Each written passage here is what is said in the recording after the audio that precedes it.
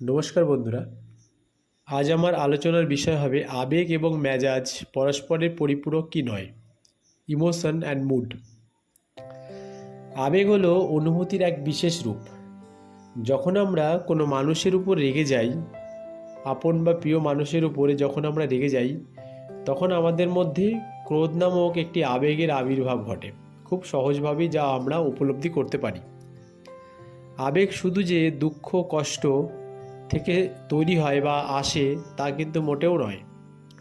দুঃখ কষ্ট, ভয়, ক্রোধ, হিংসা, প্রেম এই সবই কিন্তু এক একটি আবেগেরই অংশ, যা আলাদা আলাদা অনুভূতির থেকে প্রকাশ পায়।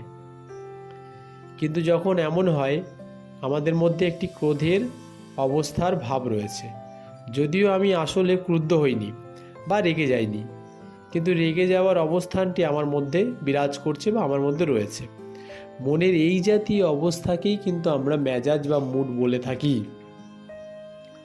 মেজাজ হলো আবেগের বাস্তবে প্রকাশিত হওয়ার এক প্রবণতা মাত্র।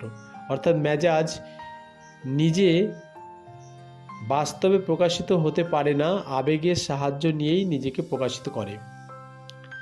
এদের মধ্যে সূক্ষ্ম পার্থক্যও রয়েছে। মেজাজ সবসময় আবেগের তুলনায় অপেক্ষাকৃত দীর্ঘস্থায়ী হয়। মেজাজ আসতে যেরকম সময় লাগে, যেতেও সেরকমই সময় লাগে, বেশি সময় ধরে থাকে মেজাজ।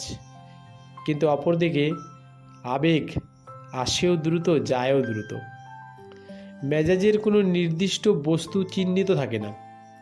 নিজের থেকে যে কোনো একটা বস্তু সে সৃষ্টি করে সে আবেগে রূপান্তরিত হয়। যদি হৃদয়ে রাগের মেজাজ সৃষ্টি হয় বা তৈরি হয়, তাহলে সামান্য বিষয়কে কেন্দ্র করে, তা ভালো হোক বা মন্দ হোক, রাগ ফেটে পড়বেই। আবেগ হলো বাস্তব অনুভূতি, আর মেজাজ হলো আবেগের বাস্তবে প্রকাশিত হওয়ার প্রবণতা মাত্র। নমস্কার।